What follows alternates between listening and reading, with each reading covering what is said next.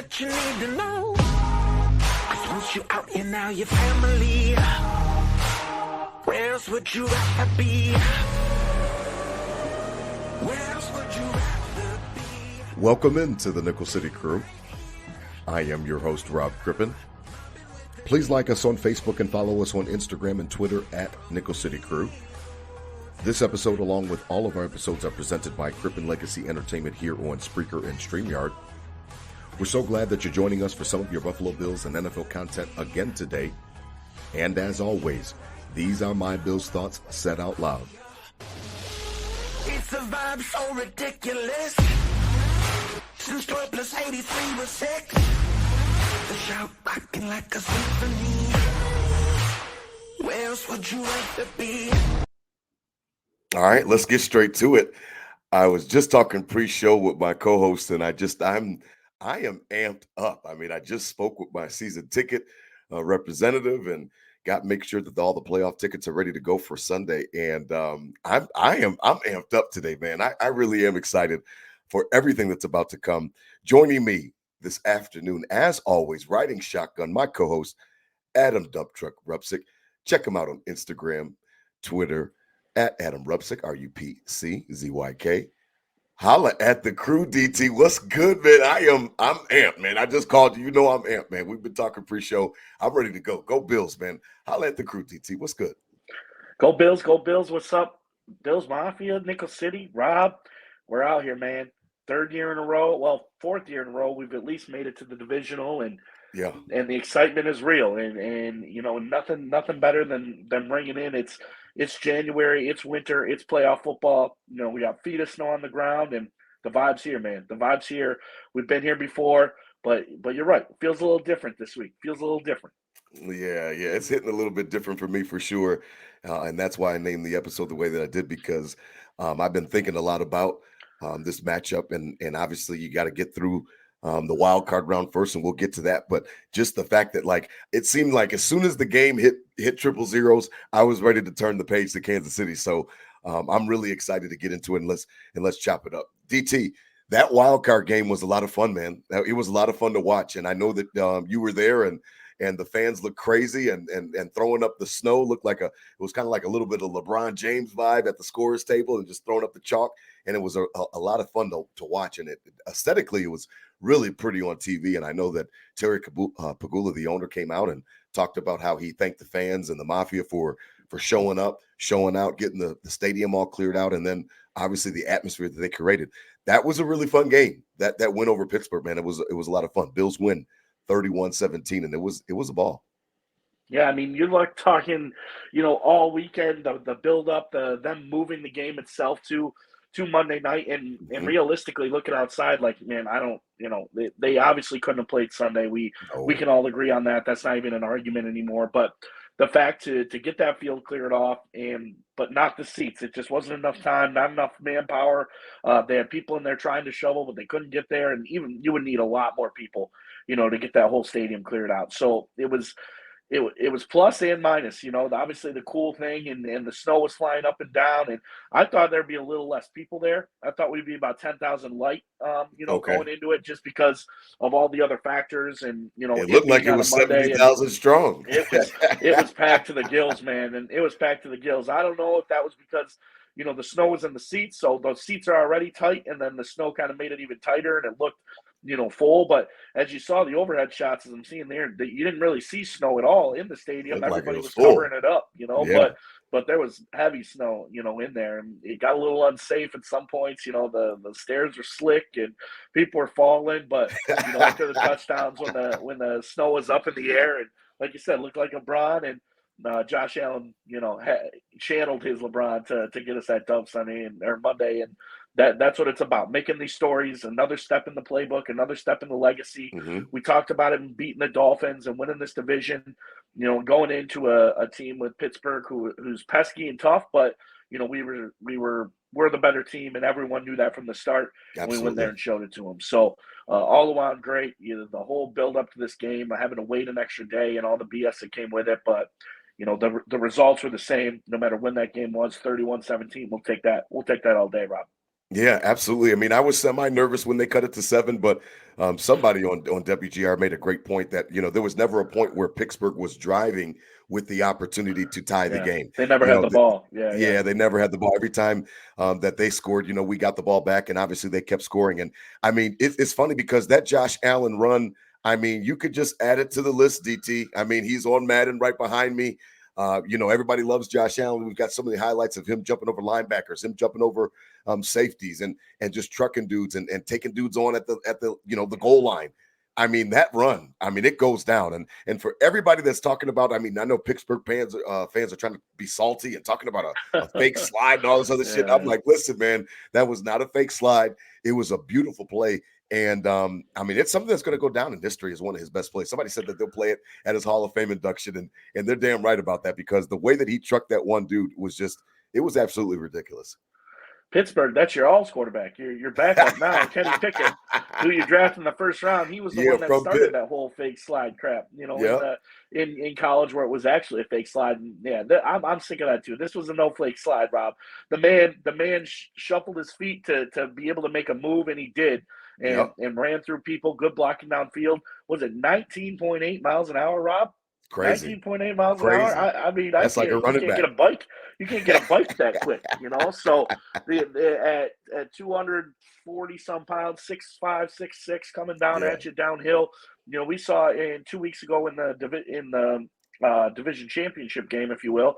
Mhm. I forget his name, but one of the defensive backs there, when on his 3rd and 15 run, just kind of stepped out of the way, and they said made a business decision, Yeah. to Yeah. not get ran over. You see it in the NBA all the time when somebody comes off the baseline and going to put you on a poster, people get out of the way, Yep. and you're Yep. starting to see that with defensive backs and linebackers when Josh Allen starts coming down the field, baby.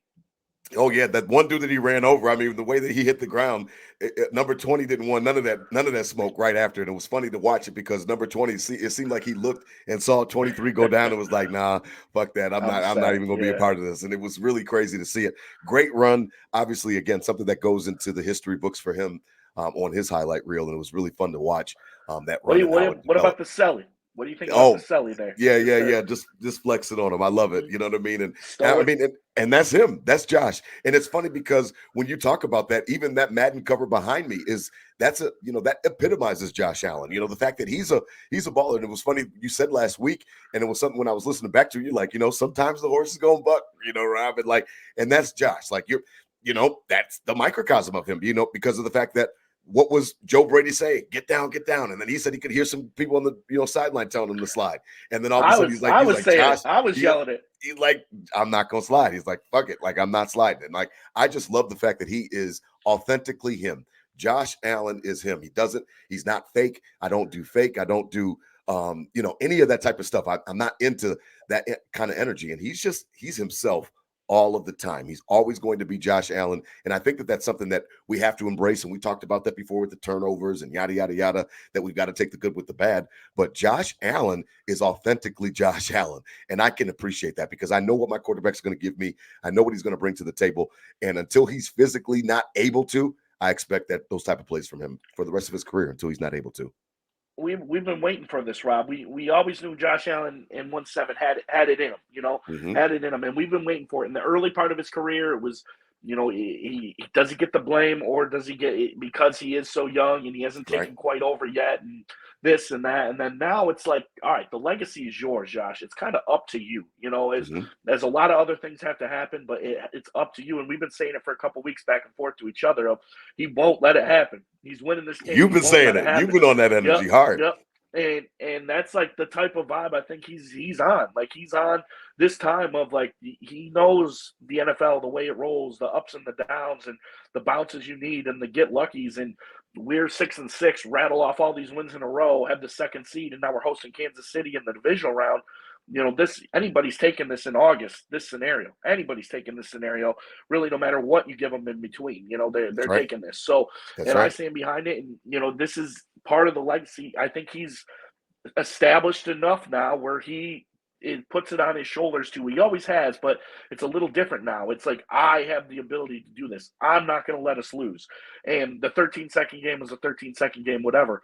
But it's the second to blow through those doors and like say, like we're not even gonna get it to a point where the game Right. isn't in my hands. Right. I'm gonna get Right. this to a point where we get comfortable enough where the game, it doesn't have to be out of my hands to be decided.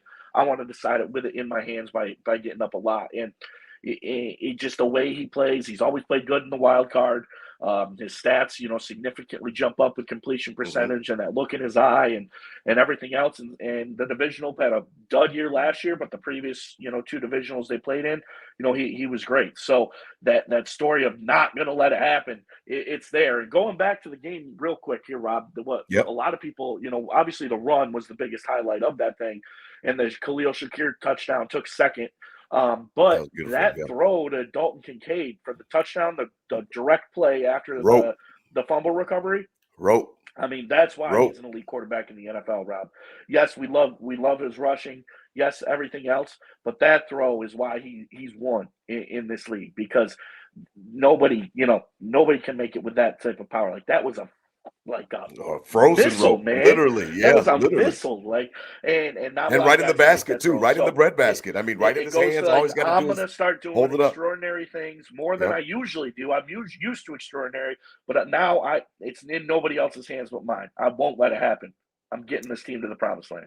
Yeah, it was a frozen rope, and it was lovely to see because of the fact that the precision on it, and that is what I love about Josh, because that's what I think separates him from even Mahomes, who we'll obviously talk about in this episode tonight. But like Lamar Jackson, same thing. Lamar's a good thrower, but like Josh combines the best of both worlds because of the fact that there's nothing that he's deficient in when it comes to arm strength, when it comes to putting the ball on the money, wherever he needs to put it, he can find a way to get it there, and I respect that so much because the fact that some guys give you one and not the other. And Mahomes is great, and he's got a lot of off-script stuff that is amazing to watch. And Lamar Jackson, obviously the human joystick, so we know about all those types of things. But it's crazy to see because of the fact that this guy is constantly showing his ability in both ways. Like he's the true ultimate weapon. I mean, he's Captain America. He's Captain Buffalo. He is a quarterback that I don't think that there's any play that he can't make. And when you have that confidence, I think that it exudes to the team. Obviously,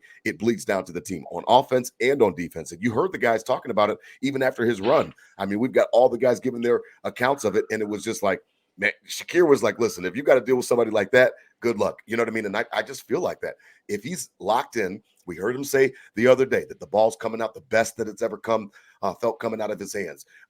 We heard that one time when he was talking, on the sideline right after the Dorsey switch to Joe Brady. It's like, I feel like I'm fucking back. Like, you know what I mean? It was lovely to see that bravado, that confidence. And we talked about that. And it's just a situation where I've got so much confidence in this young man coming into Sunday that I don't even know what to do with myself. I really, really do believe in Josh Allen. I think that he could take us to the promised land. I mean, he's got to will the team of, it's a pretty good mix on this team of vets and young guys. That's kind of been one of the things a lot of people don't talk about on this squad is, between the two, you have the experience and the hard drive of some vets on this, as well as a lot of young talent, up and coming guys. And both of them respond to 1-7. That's why he's the alpha. That's why he's the grade A dog in this room, because the vets, follow on his energy as well as the new guys follow up on his energy. And that's something, all year we've been kind of seeing of the young guys stepping up and making plays because of Josh Allen, and defensively, trying to hold up for the offense because of Josh Allen. And that's straight up, man. So the legacy is true. We keep talking about it, and Yep. we knew how much this man could mean to this city. We know how much he already does, and he has to will this team. There has to be so many other things that happen, especially to beat the Chiefs coming up. But I'm almost like at a loss for words of like, not that I'm not excited,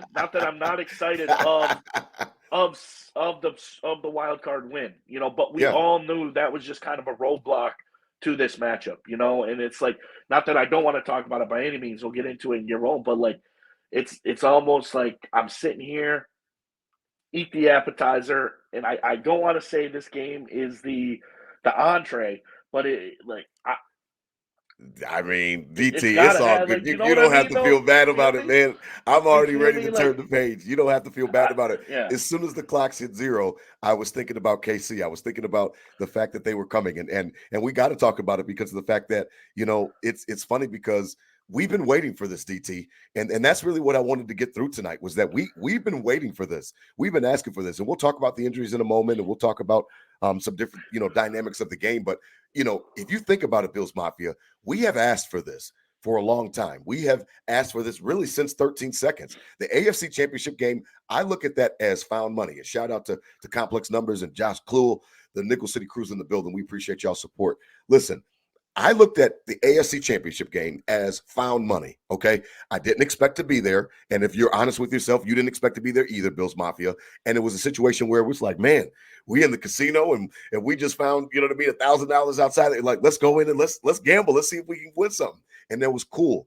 And then, obviously we've gone through it and, we talked at nauseum about the coach and the coaching decisions and different things like that, kicking the field goals.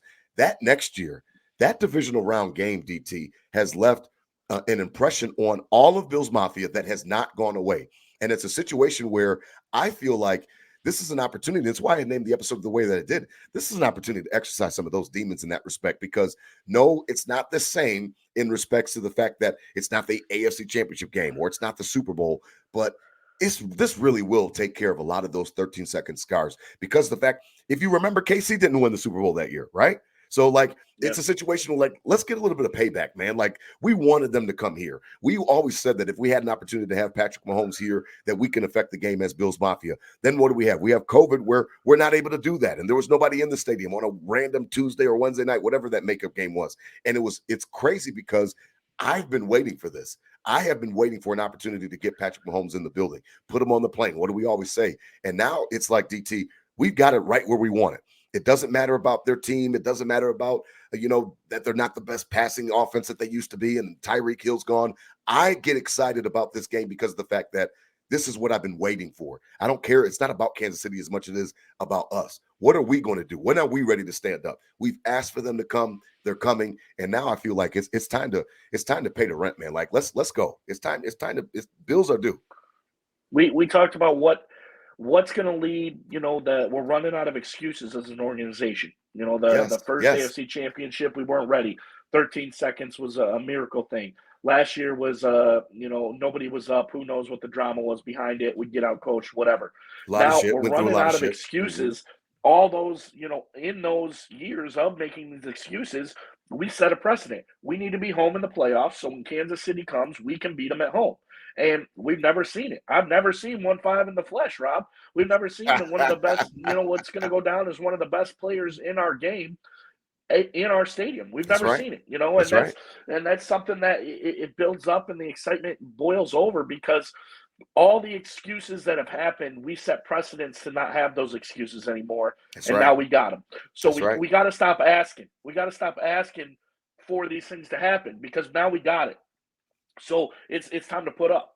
It's time to put up. That's straight up from the last person in the mafia in that stadium to the sitting on your couch to Josh Allen himself.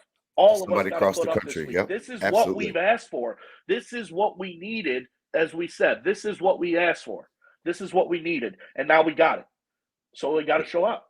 Man, what you gonna do with it, man? If you listen, and now I'm starting to get those vibes that, and not in a negative way of anything like that, but like, if we can't beat them now, then when? You know what I mean? Like, and I think that's starting to become a little bit fair. Tyreek Hill is gone, and all this other type of stuff, and Kelsey looks old, and yada yada yada, and the offense has not looked well for Kansas City this entire year, and they've had a tough time with drops and with receivers, and and Tony's fucking up and all this other type of stuff that's been going on with their team. Listen, if we can't beat them now, then when? So it's a situation where I've been looking at it as, I'm not afraid of Patrick Mahomes anymore. And I told you that after a couple of those wins that we had previously, that, I used to call him the boogeyman, and I don't call him the boogeyman anymore. And I used to be scared of him and don't turn out the lights. I'm not scared of Patrick Mahomes anymore. Now, I understand and I respect his talent, and I understand the fact that he's one of the best quarterbacks in the league, if not the best, and I'll give him his flowers on that. But I'm not scared of him. I know that 17 can match up with him, and I'm just in the vibe of, I've just got that energy where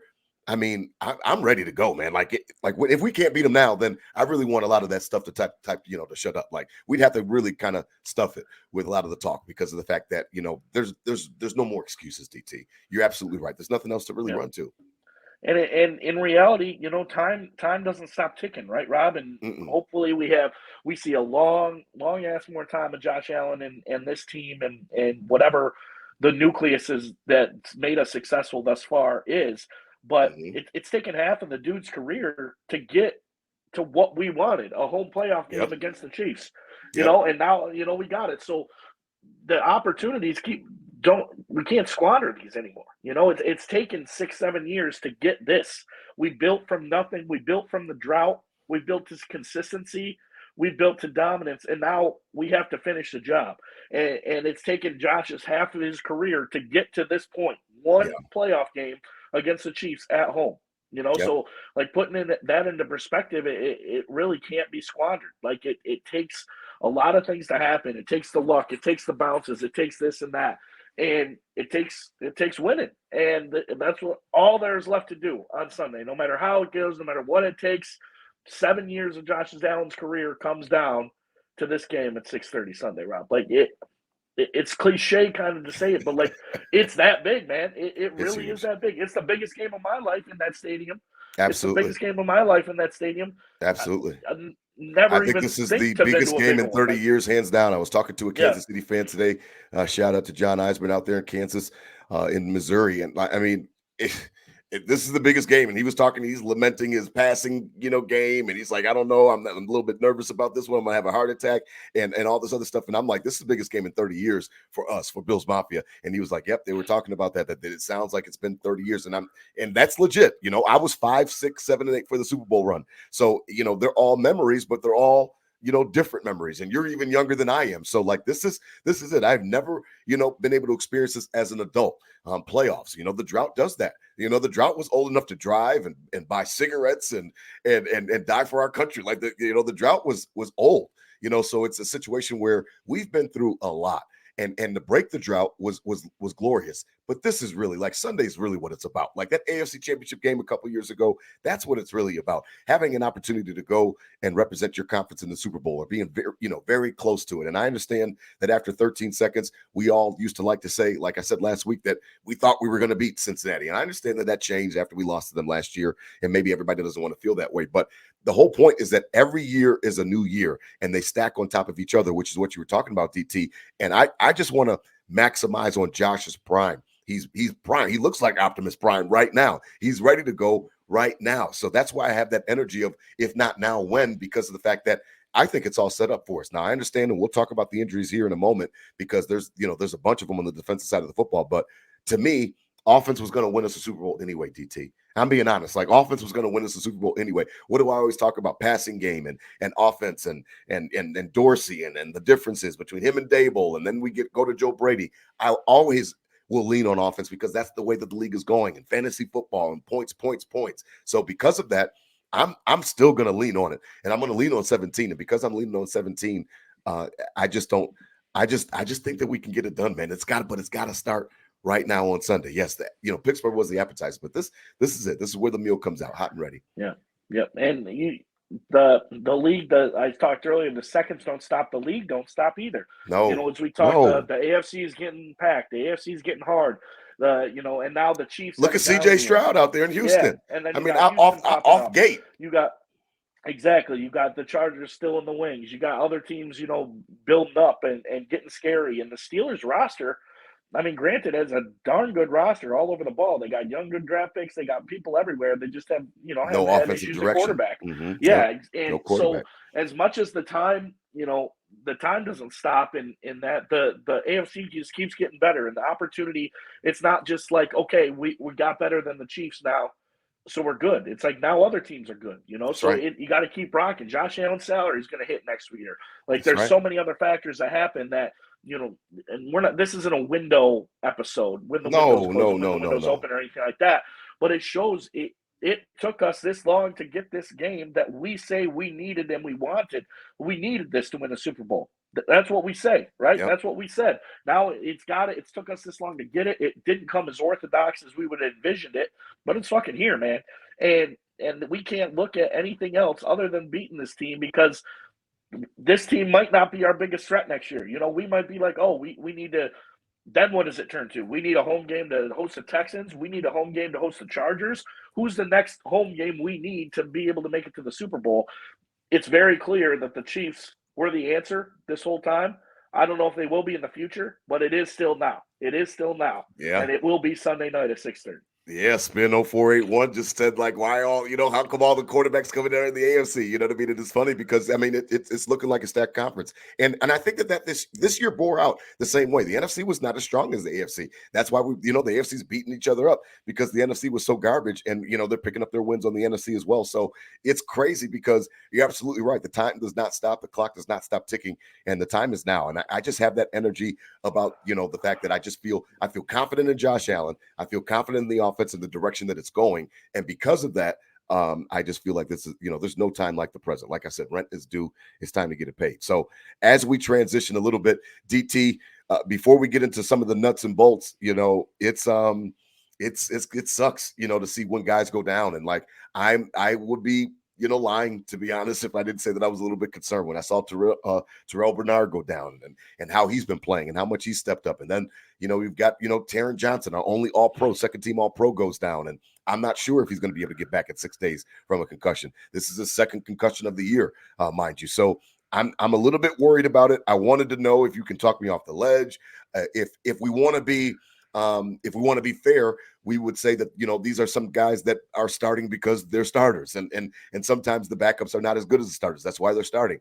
And then on the flip side of that coin, DT, is that, KC has not really looked great on offense the entire year. They put up some points last week, but they have not been a juggernaut. I mean, we held them to 17 in KC in Chiefs Kingdom. So I'm looking at it as, is this something that we really need to be worried about, or is it really just next man up? I know that it's Kansas City, it's Patrick Mahomes, so maybe it'll be a little bit naive to think that it's next man up. But if, Klein's got to play significant minutes, if I don't even know, maybe Balin Spector can get, I don't know what the plan is on the secondary. If it's just Benford's out, then what do we have? Cam Lewis and, some other guys and Kyrie Elam, who made a great pick. I mean, is it something to worry about, or should I just chill, or is it all good because Kansas City's been shit on offense this year? Well, it's not something to worry about till it is, right? And that's a bad mentality because you don't want to be too late. You don't want exactly. It might be too late. So you look at the defense has been, beat up all year long, and not just here and there. Like, all pro players have gone out consistently, but the next man up has been up. The next guys up have stepped up. The backups have played out and showed out and played strong. And, and it goes back to the most recent example of, AJ Klein coming off his couch to leading the team in tackles last week. But there is, to go to your concerning point, a couple things. One, team and coach, you don't want to be strolling out your scrubs, if you will, right, is Andy Reid, because he's going to find the mismatch. He's going to find, the where it's bleeding and try to cut that hole open bigger and bigger and bigger and just and keep you up. But there's a difference between next man up in a second string role to next man up in dudes we haven't seen on the field the entire season, and that's where you're right. That's where there's some concern in my head too, because you're going up against one of the best coaches to cause mismatches in that regard. And it's not like these dudes are just next man up. They're the backups. Like, you're seeing dudes off the couch. You're seeing dudes that haven't got a jersey all year out there getting a lot of minutes. And I mean, the previous defense, the next man up all year is kind of proven to me that they can, but these dudes haven't yet. And this is the biggest stage, So it'd be very, you can see it kind of go. It's a miracle story, great heroic gesture if they come out and shut it down, because they are, so deep on the depth chart. Right. And then on the opposite side of that, they don't, and they get their ass kicked. It's like, oh, it's because they're third, fourth stringers. So there's no middle ground in this. It's heroic or it's trash. Tragedy. So there is room to be concerned. There is room to be concerned, but at this point, you got to lead on that positivity of this team's been beat up all year on defense, and McDermott's called great defense and held strong and beat really good offensive teams with a backup, beat up defense. So You hope Yeah. that trend continues, but this is going to be the hardest test to do that in. Yeah, I mean, shout out again to Spin 0481. I mean, he speaks on it just like you said that, yeah, McDermott, you have to give him his flowers. And I put it in my Yeah. notes. He stole my notes that, McDermott has kind of been the patchwork. He's been the band-aid of this defense all year long with his schemes and the way that he's been approaching it. And he's been able to really cover up deficiencies for this defense. So because of that, you have to have some faith in the man because of the fact that he's shown it all year. So it's not just one game or two game. And we lost Milano way back in London and Day that same day as well. So it's been a situation where he's been kind of with the patchwork. He's done this before. And I think it's encouraging, to be honest, that Kyrie Elam had that pick. And I'll explain it because the fact that he did that in the playoff game after sitting so long, I thought that just spoke to not only McDermott, but it spoke to the character of the player. Because listen, I've been buried on the bench. I've been made fun of during the trade deadline. You guys were talking about should I leave and should you guys trade me for a future asset? And I feel like the fact that he got that pick has to do nothing but build his confidence. And because of that, I mean, that has to bode well on Sunday night, correct? Like, if this guy is thrust into competition because Benford can't play, that doesn't hurt that Kyrie Elam just got a sniff of some playoff success in a critical moment right there on the goal line, and a hell of a pick, by the way, to stay in bounds. Yeah. And he really read that route for the wide receiver. So it's a situation where I have to have faith in McDermott at this point in time because he has shown it all year long that despite the injuries, he's able to still field not even a competent defense. He's able to field a great defense to this point. Yeah, I mean, Kyrie Elam especially was a laughing stock, was, in London, got all cut up, then really never got on the field again. And it started this game. He got ran over, straight up, ran through his chest, and then, a horrible pass interference, where he just got straight up beat and just jumped on the guy, so he didn't get by him for a touchdown. And then on that same drive, 2 plays later, comes up with a great pick, and then almost had an outstanding pick in the second half. That would have been even a crazier pick if he got his feet down. He was so focused on that, he didn't catch the ball. So, yeah, the confidence is huge. I mean, where else would you have gained confidence rather than in that situation, especially after the start he had, where it was like, oh, same old Kyrie Elam. This is why he's not on the team. This is why he doesn't get a jersey every week. And then he comes out and pumps that up, and you got to give Sean McDermott credit for getting him ready to do that. So the confidence there. Hopefully Rasul Douglas gets back. Everything else involved on that defense side of the ball. But, there's still the nucleus there. The veteran leadership is still there and healthy on this team. Granted, Trey White, Matt Milano, but the nucleus and heart is still there. Micah Hyde, Jordan Poyer, right there. Right? Yep. Yeah. Full, healthy, absolutely, ready to go. So, you got to build that confidence from the back up, and especially with these younger DBs coming in there and letting them know, yeah, you can do this. You can guard, these scrubs that Kansas City has on as wide receivers. Yeah, we'll see. As we continue to transition, Curtis wants to notice Shakir balling out. Put Gabe Davis on notice for next season. Trade a pick for him and help with the cap space. I don't know, to be honest, Curtis. That's a great question. I think that Shakir is a little bit different. I think what Shakir has done, to answer your question directly, is that he has proved to be everything that Cole Beasley athletically could not be. I mean, that touchdown run that he made, DT, was a situation where, I saw him do it in college. I just saw a replay on Twitter that he did the same thing in college at Boise State. I think, Curtis, you have found your slot receiver of the future in Khalil Shakir. And I think that you have confidence in saying that, DT, because of the fact that he is way more athletic than Beasley ever was. And I think he's going to provide a dynamic for the team going forward where, listen, he's on his rookie deal, and then he might be a situation where you want to re-sign this guy at the end of it if he continues his trajectory, because of the fact that he's good. And we liked him when we was drafted. Mm-hmm. He barely played last year, so we didn't really make any indictments on him or any type of judgments on him. But that's your wide receiver slot, your slot receiver. That's your wide receiver 3. I don't think he plays on the outside boundary like Gabe does. But this dude can get it done. He's Beasley, but way better, way more athletic. And he barely played this year, to be honest. But when he caught the ball, it was 15 yards, and I've been saying that for months now. Every time the dude is 12 to 15 yards, and he's electric, and he catches everything, and it's right there. And we need him to have more opportunities. And him making highlight reels like this is just going to help that cause. But I agree. I think it's different from Gabe Davis.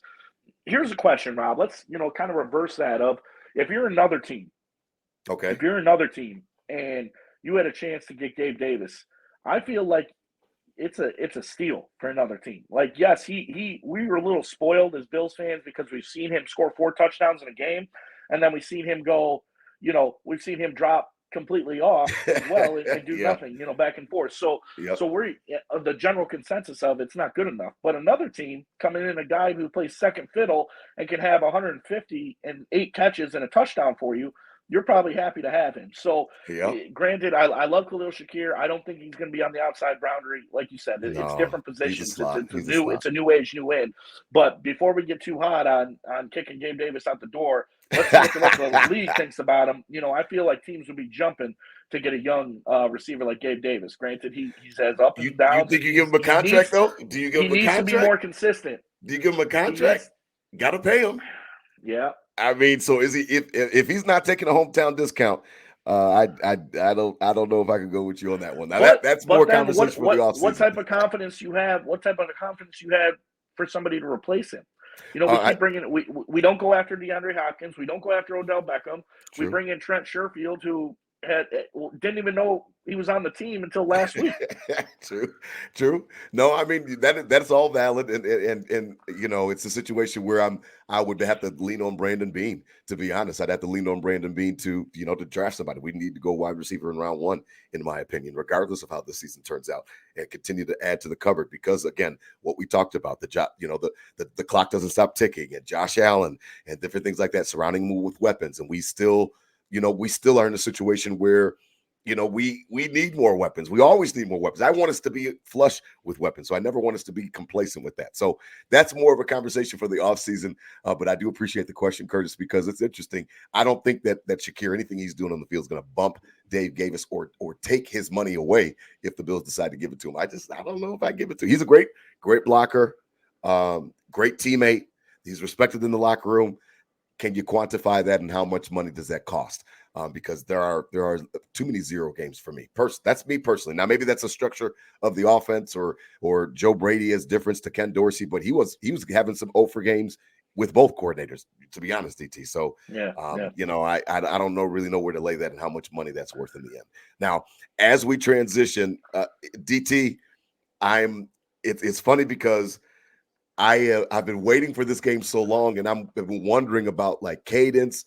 I've been thinking a lot about my King Nate, my middle king. He's he plays quarterback now, and he's in his little 7-on-7 elite league, and he's learning coverages and different things like that.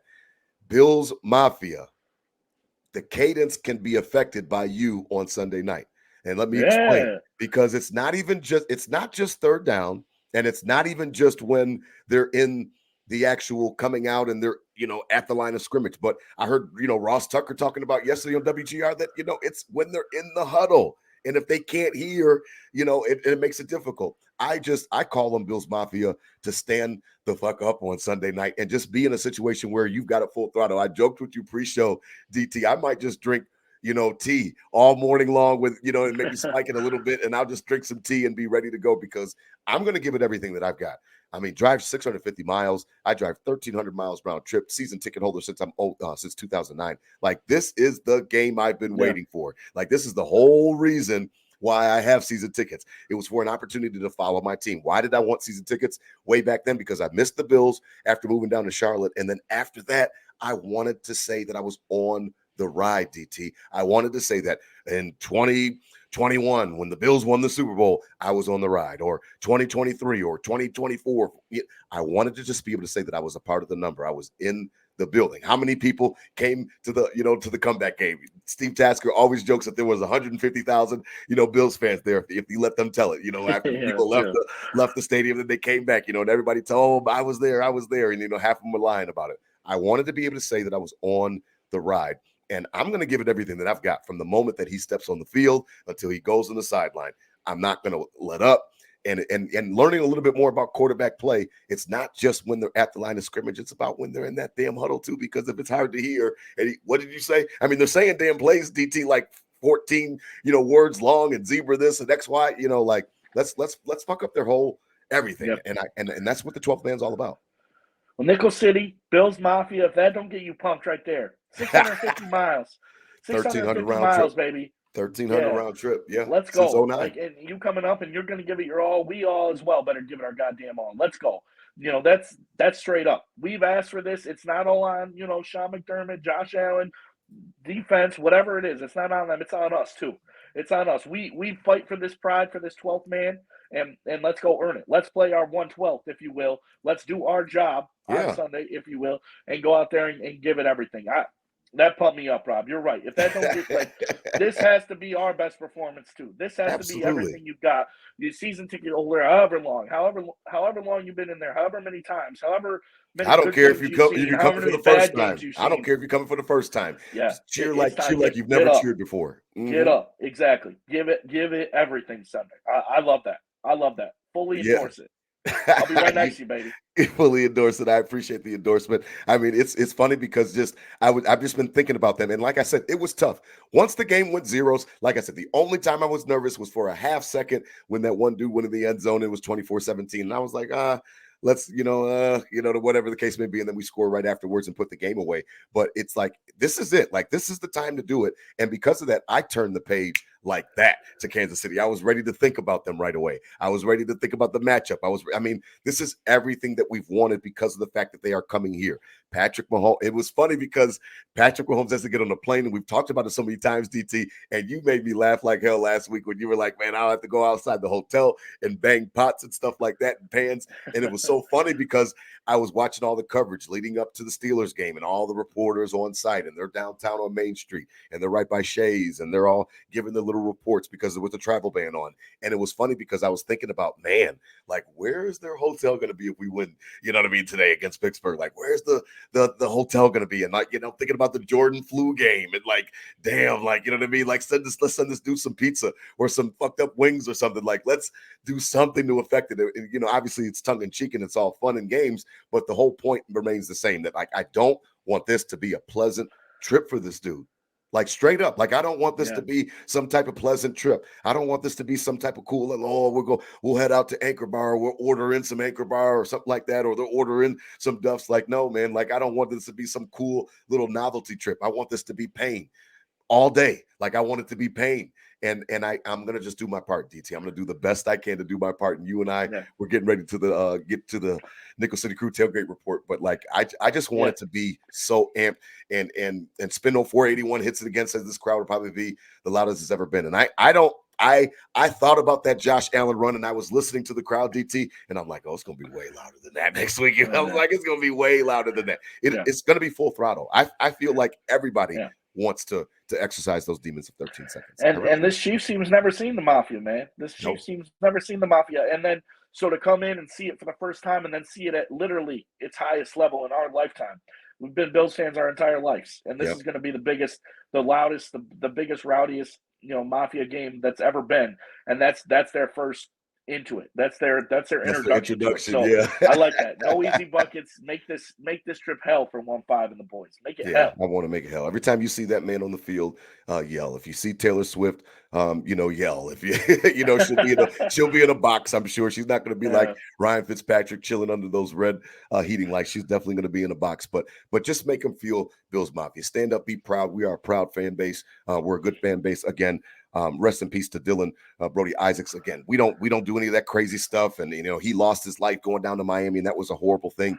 We're good fans.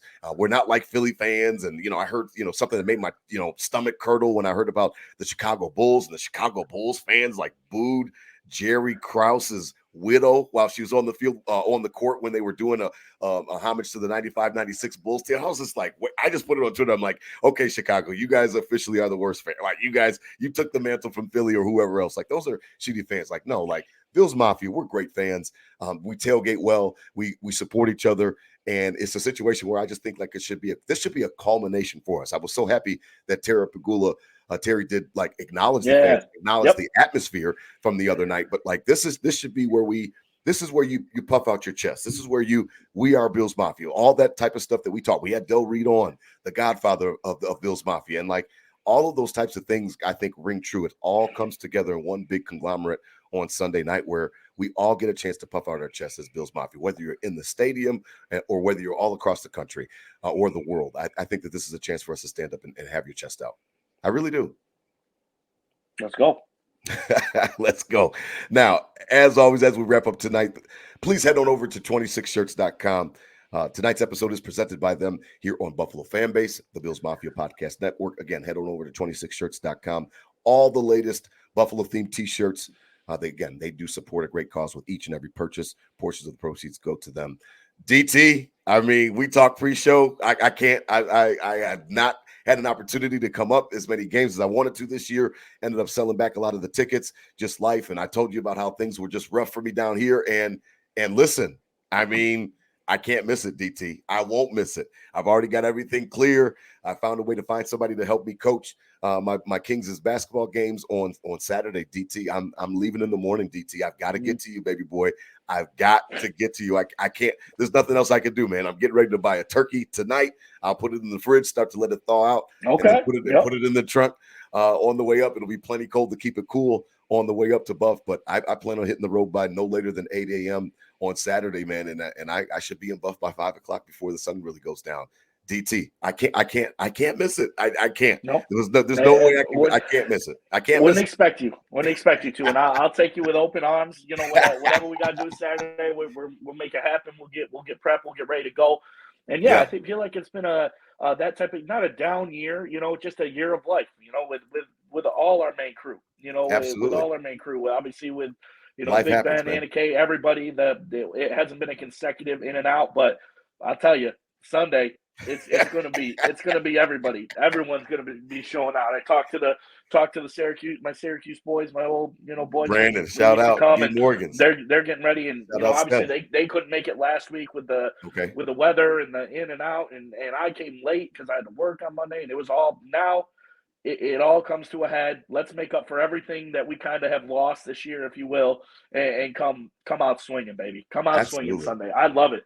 It's 2024. It's a new year. We shake off all the bullshit from 2023, and there was no way that I could miss this game. There was no way that I was not going to be anywhere other than right in my section. I got in contact with my season ticket lady, section 104 stand-up, Josh Kluhl, my first lieutenant out there, man.